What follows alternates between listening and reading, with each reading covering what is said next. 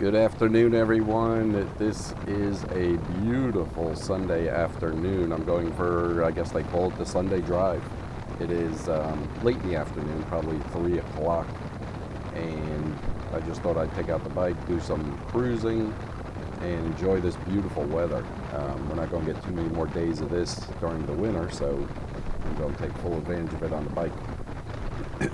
I noticed the past two videos I edited, the camera angle was off a little bit. I didn't have much of the speedometer and all that, so I've angled it down a little bit, and it looked pretty good on my phone before I started, but I'll check it in editing if I need to. I'll lower it some more.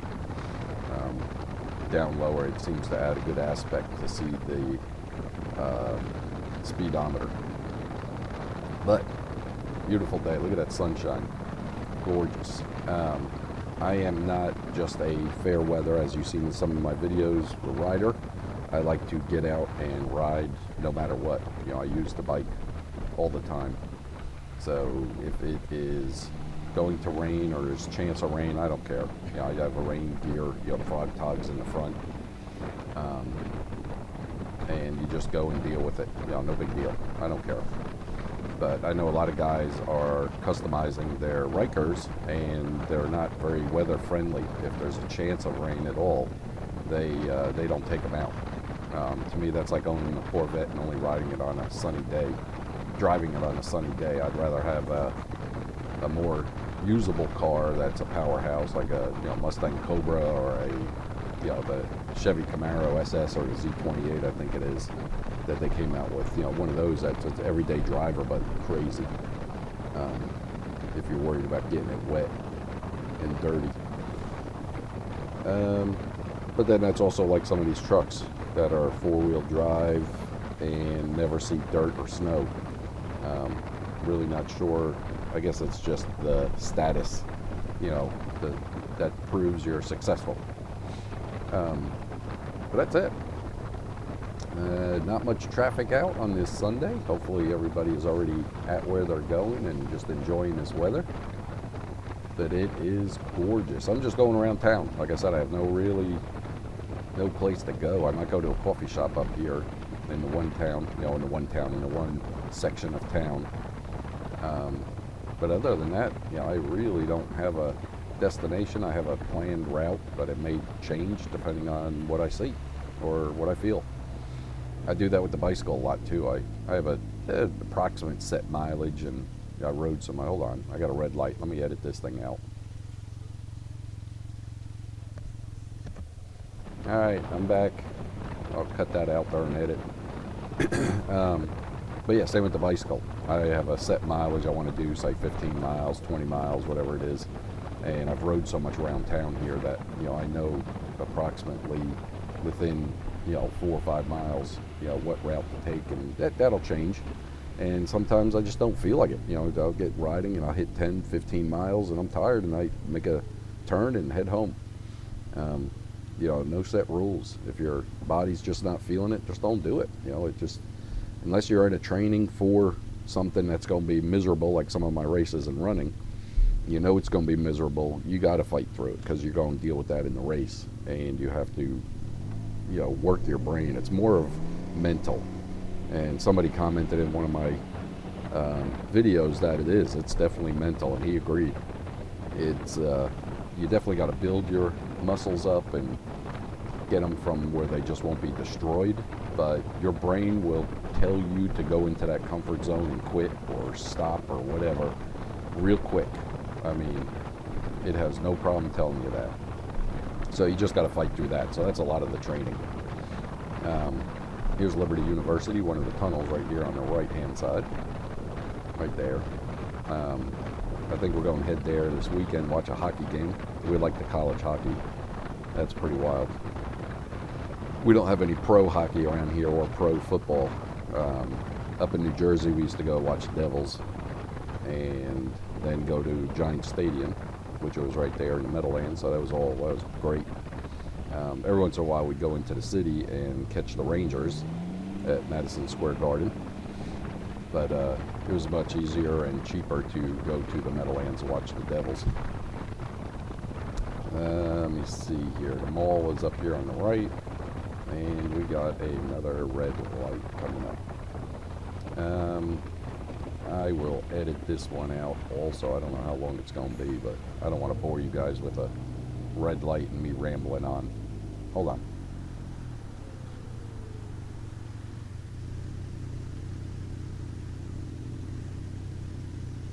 Okay, I'm waiting. Here we go. I should come back somewhere around there. I hear that motorcycle behind me. There's a little sport bike, not a little one, big sport bike behind me. I heard his engine revving up. I think he's getting off over here. Yeah, he's taking that exit right there, heading to downtown Lynchburg.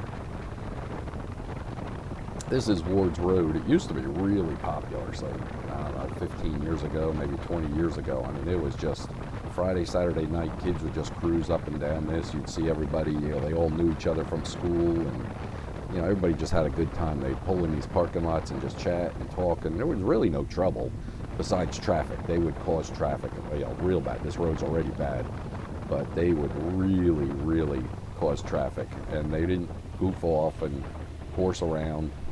It was just like just a ride. They just do it just to meet each other, meet girls and guys and all that other stuff, and gave them something to do, because this town has nothing for a kid that's 17 years old to do that's not going to get them in trouble.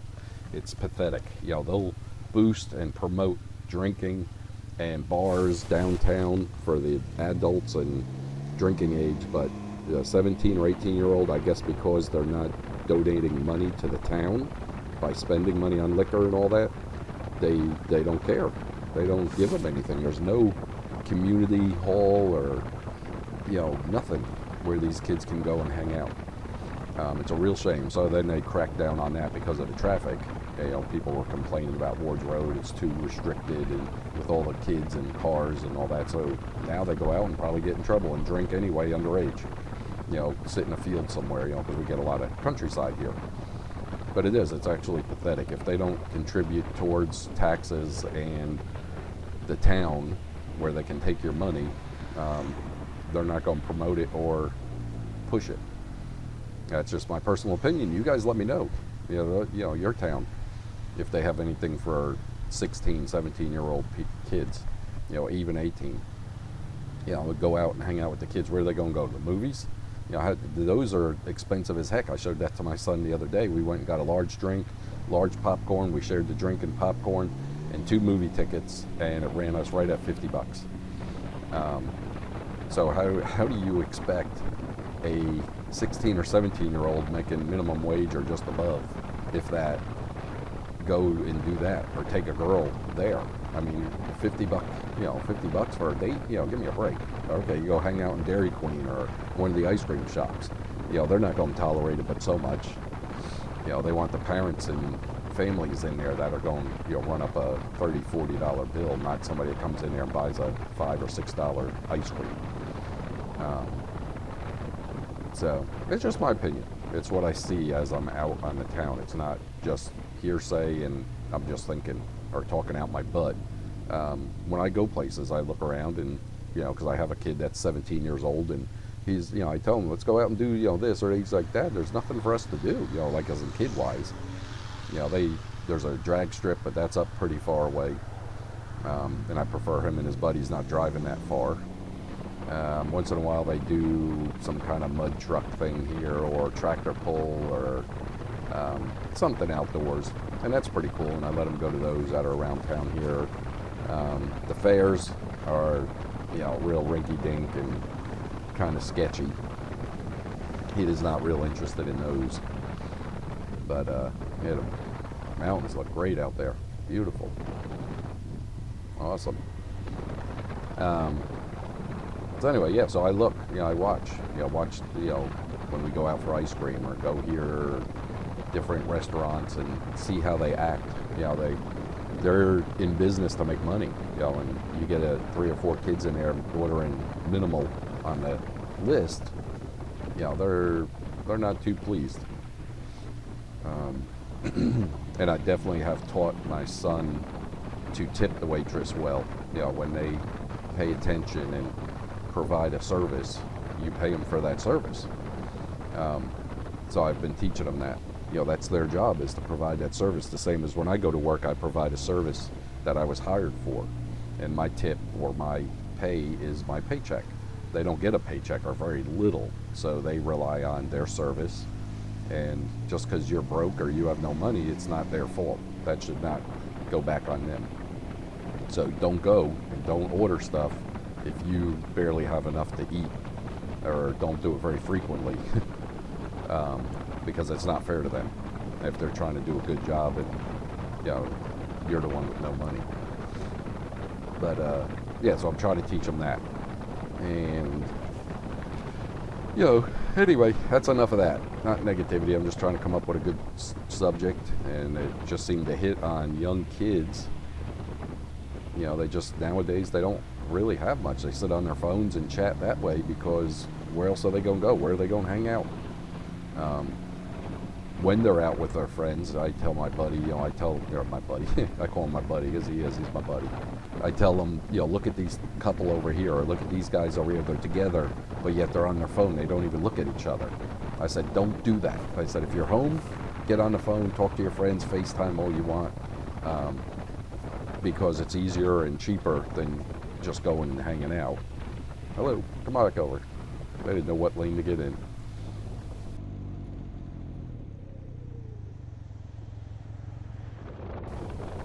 Okay, I'm back. I cut that off there because there's a traffic light. Don't want to bore you guys. But yeah, so I'm trying to teach them that too. You go out with a girl, or you're with some friends, give them your attention, because that's, they may not do it, but show them that that's what they're supposed to do. You be the leader in that. And that's one of my big things, when I go to dinner. If it's, if we have a babysitter and it's a text message, look down. If it's not the babysitter, you put the phone back upside down. If that's more important, then let me know, and I'll go somewhere else by myself, and go out to eat by myself, whatever. And you can go sit at home and talk to your friends on the phone. I tell that to my wife all the time. If that's more important, or whoever you're messaging there, if that's more important, if it's not business, you tell them, I'm out to dinner, I'll catch you later, and you don't touch it again. It's just one of my pet things. Maybe, call me old school, but that's the way it should be. You should really, focus on the person you're with, whoever it might be, a friend or whoever. Anyway, that's my other pet peeve. Let me know what you guys think by commenting below. Definitely with the 18, 17, 16-year-olds, what to do. Give ideas. That'd be a great idea. A great thing. Start something with, give ideas. And then also with the phones, that is really bad. What I see nowadays, you see 4 people, 2 couples out, and they're all looking down at their phone. Dinner's not there yet. Even when dinner, 1 or 2 of them will still be on their phone. That wouldn't fly. I would end dinner real quick with that one. And you catch me later. But what else? That's it. I am going to be just heading up here, so I think I'm going to stop the video. I rambled on long enough. It's probably, it's going to end up to be a 10-minute video, if not longer. So you guys enjoyed, comment below on some of the topics I hit. That's just my opinion. Call me a jerk or whatever, but thanks for watching, and I'll talk to you guys soon. Bye.